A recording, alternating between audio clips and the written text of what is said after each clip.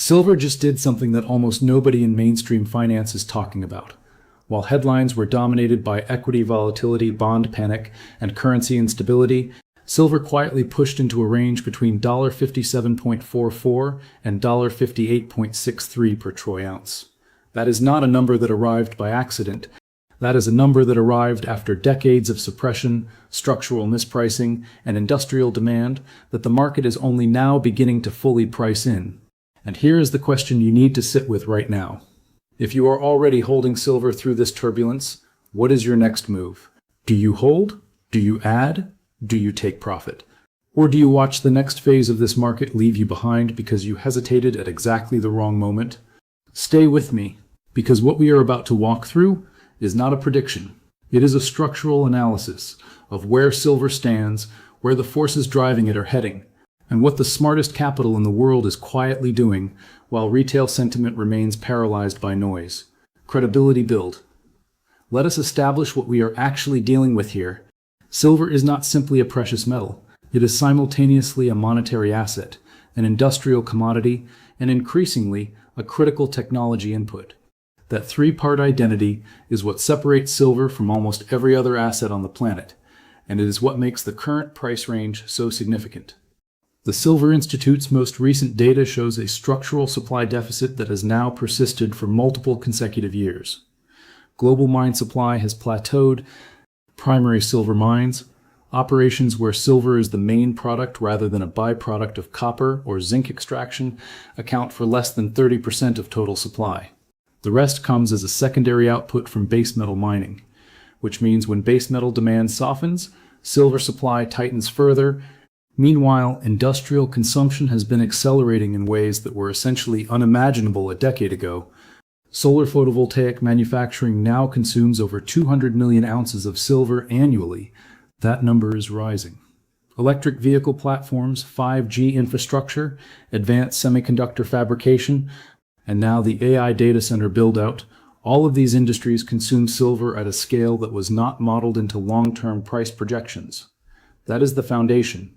Now let us build on it. Most people don't understand this. Here is what the average investor does not understand about the current silver market. The price you see quoted, $57.44 to $58.63, is a paper price. It is derived from futures contracts on the COMEX exchange, where the ratio of paper silver to physical silver in registered vaults has stretched to levels that would have seemed extraordinary by any historical standard. We are talking about a system where hundreds of millions of ounces of silver obligations are traded daily against a physical inventory that represents a fraction of that volume. This is not a conspiracy. This is a documented structural reality of how commodity futures markets function. But here is why it matters right now. When physical demand accelerates sharply, when industrial buyers, sovereign funds, and informed retail investors all move toward physical delivery simultaneously, that paper-to-physical ratio becomes a pressure point. And pressure points in financial systems eventually resolve. The smart money understands this. They are not watching ticker prices on an app. They are watching registered vault drawdowns. They are watching lease rates. They are watching open interest relative to physical coverage. And what those signals are showing right now is a market where the physical reality is slowly but decisively asserting itself over the paper fiction. Building tension? Now let us talk about the macro environment, because silver does not move in isolation. The Federal Reserve is navigating one of the most complex monetary policy environments in modern history. Inflation proved stickier than their models predicted. The rate hiking cycle that was supposed to restore price stability instead layered an extraordinary debt service burden onto an already over-leveraged system. The United States is now running federal deficits at a scale that was previously only associated with wartime economies, in a period of nominal peace.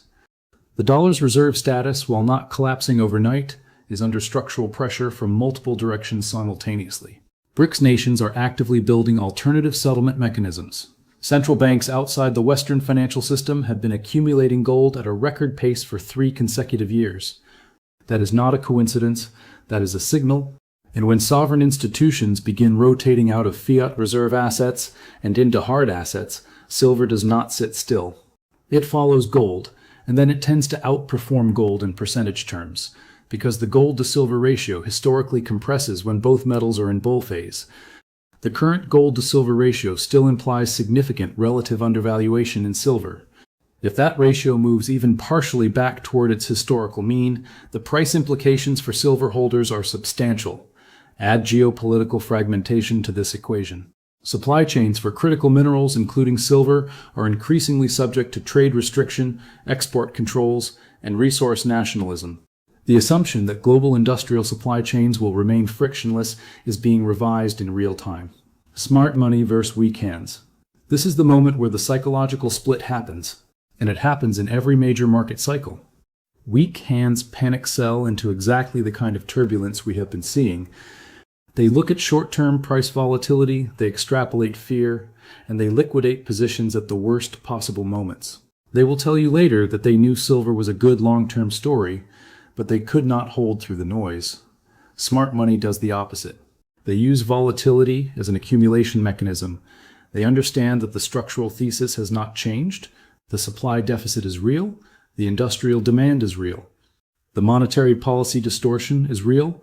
Short-term price action is just the market's emotional weather system, not the underlying climate.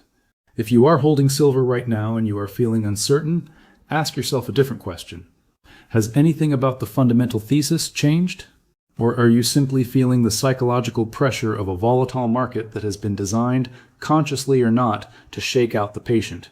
The investors who will look back at this period with clarity are the ones who held the thesis, understood the structure, and did not let short-term noise override long-term signal. Visualizing what comes next. Imagine this scenario.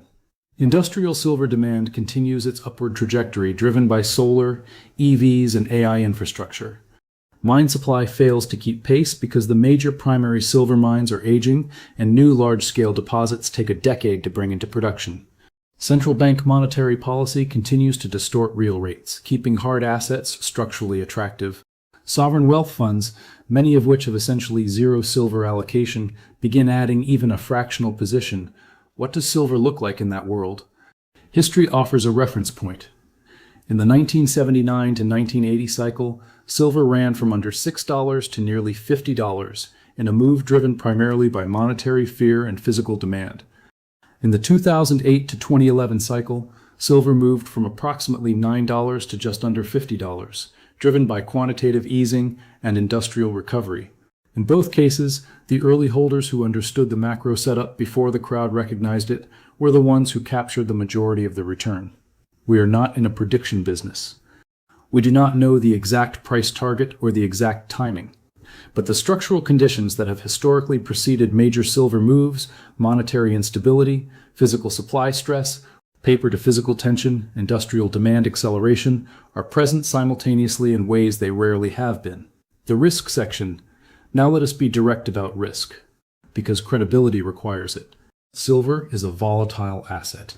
The same structural forces that can drive explosive upside can create sharp and painful drawdowns. If global industrial demand contracts sharply, if a genuine recession reduces solar panel installations, EV adoption, or AI infrastructure investment, silver's industrial demand story weakens in the short term. A deflationary credit crisis, if severe enough, could initially pressure silver alongside other risk assets before the monetary response kicks in.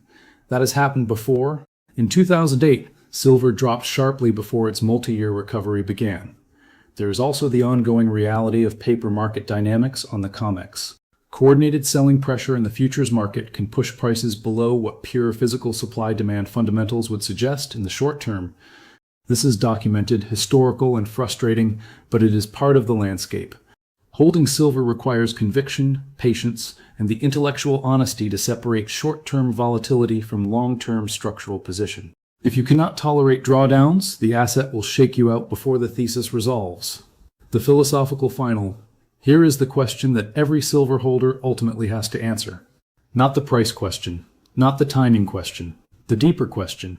Do you believe that a monetary system carrying this level of debt, this level of structural imbalance, and this level of geopolitical fragmentation can simply continue indefinitely without a meaningful repricing of hard assets?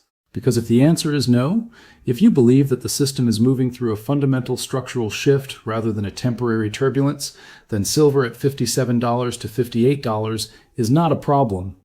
It is a position.